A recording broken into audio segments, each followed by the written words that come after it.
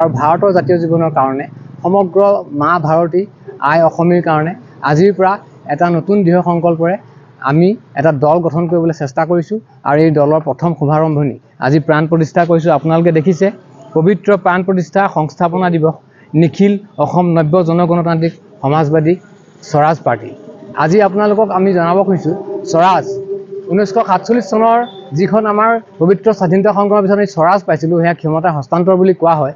সেই স্বৰাজৰ সুফল আজিও নাপালে। সেয়েহে বিষ্ণুৰাভাদেৱে কৈছিলে যে ৰাজ্যে আছে দুটি পথা, এটি কালু এটি চাদা। ৰাজ্যে যদি মংগল চাও দুইটি পথাৰে বলি দাও। আমি সশস্ত্ৰ পন্থাৰ কথা কোৱা নাই, আমি নব্য গণতান্ত্ৰিক জনগণতান্ত্ৰিক সংগ্ৰাম এখনৰ কথা কৈছোঁ আৰু স্বৰাজ সংগ্ৰাম। আপোনালোকক জনাবলৈ পাই আজি আপোনালোকৰ মই যদি ভাল পাইছোঁ, অসমৰ ভাৰতবৰ্ষৰ সাম্প্ৰতিক সময়ৰ ৰাজনীতিৰ চাণক্য বুলি যাক কোৱা হয় তেখেত আছে এজন, তেখেতেও এই কথাটো কৈছে স্বৰাজ গণস্বৰাজ জনগণৰ স্বৰাজ যিহেতু স্থাপন নহ'ল 1947 সেই স্বৰাজ আজি স্থাপন কৰিবৰ কাৰণে আকৌ আমি এখন সংগ্ৰাম আৰম্ভ নতুন সংগঠন খুলিছোঁ। এই স্বৰাজ আগত ব্ৰিটিছৰ এগেইনষ্টত হৈছিলে, এতিয়া আমি নিজৰ এগেইনষ্টত হ'ব, হয়তো আমাৰ নিজৰ আত্মাৰ এগেইনষ্টত হ'ব। আমাৰ আত্মাৰ ভিতৰত থকা কুপ্ৰবৃত্তিবিলাক সমাজৰ বেয়াবিলাক অঁতৰাই পেলাই জনগণৰ প্ৰতি মৰমৰ কাৰণে জনগণৰ মুকুতিৰ কাৰণে যিখন সংগ্ৰাম হ'ব এই নব্য জনগণতান্ত্ৰিক স্বৰাজ পাৰ্টি আজিৰ পৰা গঠন কৰা হ'ল বুলি মই ঘোষণা কৰিছোঁ। আমি এয়া কৈছোঁৱেই, আমি অকল নিপীড়িত শ্ৰেণীৰ জনগণৰ কাৰণে আমি তেখেতলোকৰ অন্যায় অনীতি দুখ বেদনা দূৰ কৰিবৰ কাৰণে আমি চেষ্টা কৰি যাম। আৰু সংযুক্ত মুক্তি বাহিনী অসমে সক্ৰিয় ৰাজনীতিৰ পৰা আঁতৰি থাকিছিলে আৰু সেইকাৰণে তেখেতলোকে পিছত মনে মনে সক্ৰিয় ৰাজনীতিত অংশগ্ৰহণ কৰি অংক কৰিছিলে। আমি কিন্তু সক্ৰিয় ৰাজনীতিটো অংশগ্ৰহণ কৰিবলগীয়া হ'লে কৰিবলৈ প্ৰস্তুত আছোঁ। যদিও এতিয়ালৈকে আমি ৰাজনৈতিক দল হোৱা নাই, ভৱিষ্যত সময়ত আমি ৰাজনৈতিক দল হিচাপেও আত্মপ্ৰকাশ কৰিম। চাওক, অসমৰ জাতীয় জীৱনৰ ইতিহাসত 7 এপ্ৰিল তাৰিখটো অতি গুৰুত্বপূৰ্ণ। 1979 চনৰ 7 এপ্ৰিলৰ দিনাখন ঐতিহাসিক ৰংঘৰ বাকৰিত স্বাধীন অসমৰ সপোন বুকুত বান্ধি এচাম তৰুণে সংযুক্ত মুক্তি বাহিনী অসমৰ জন্ম দিছিল।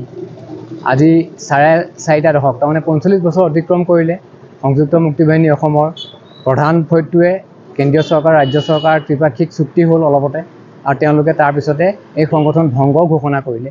আনহাতে পৰেশ বৰুৱা সেনাধ্যক্ষ পৰেশ বৰুৱা ডাঙৰীয়াৰ নেতৃত্বত আলফা স্বাধীন গোটটো সক্ৰিয় হৈ আছে। কিন্তু এই দুয়োটা গোটৰ আজি 45 বছৰীয়া সংগ্ৰামত আমাৰ অসমৰ জাতীয় জীৱনৰ কাৰণে অকল হেৰুৱাৰহে বেদনা।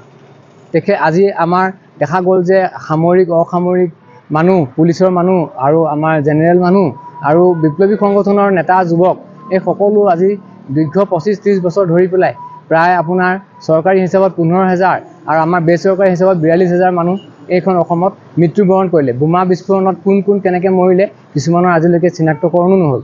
ইমান এটা বেদনাগধুৰ অৱস্থাত আমাৰ জাতিয়ে হেৰুৱাবলগীয়া হ'ল, কিন্তু আমি পালোঁ কি? আজিৰ দিনটোত সংযুক্ত মুক্তি বাহিনী অসমৰ সতীৰ্থসকলে প্ৰাক্তন সদস্যসকলে ইয়াত শ্বহীদসকলৰ স্মৃতিত এগছি বন্তি জ্বলাবলৈও আহিবলৈ সময় নাপালে। আজি অতি চকুপানী টুকিবলগীয়া আমাৰ জাতীয় জীৱনৰ কাৰণে দিন। আৰু আপোনালোকে দেখিছে আজিৰ পৰা কিছু বছৰ আগতে 7 এপ্ৰিলৰ পুৱতি নিশাৰ পৰা নিশালৈকে ইয়াত কটকটীয়া নিৰাপত্তা থাকে। আজি কিন্তু ইয়াত একো নাই। তাৰমানে আজি সেই গীতত কোৱাৰ দৰে ৰংঘৰ আছে চকুপানী নিঃশব্দে পৰি আছে, আমাৰ জয়াতীৰ্থ পৰি আছে চকুপানী। জাতীয় জীৱনৰ এই কৰুণ অৱস্থা। প্ৰতিটো ৰাজনৈতিক দল আমাৰ দেশৰ তেখেতলোকে আমাৰ দুখীয়া শ্ৰেণীৰ ৰাইজৰ কাৰণে লৈ পেলাই সদায় পাশাক খেল খেলি আহিছে। অসমৰ জাতীয় জীৱন আৰু ভাৰতৰ জাতীয় জীৱন।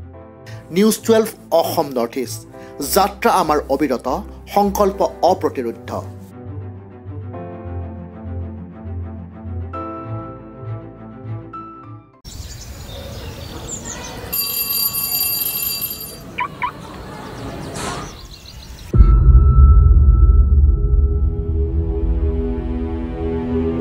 Optional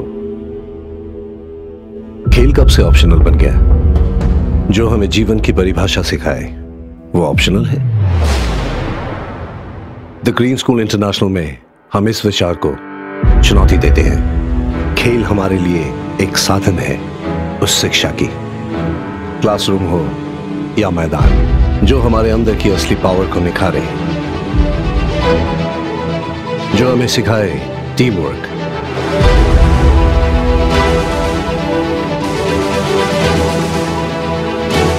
discipline,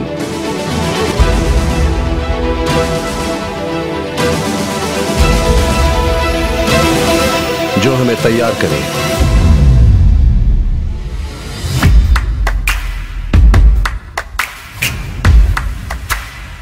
the green school international उत्तर पूर्व भारत का एक पहला सस्टेनेबल स्कूल है जहां हम खेल की भूमिका को एक नई नजरिए से देखते हैं, ताकि आपके बच्चे शिक्षा, खेल और पर्यावरण को साथ लेकर सीख सके जीने का मूल तरीका।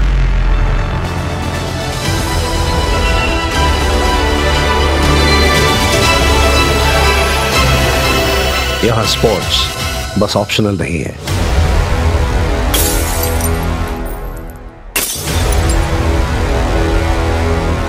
The Green School International, unlocking academic potential with the 3S formula: sports, sanskar, sustainability.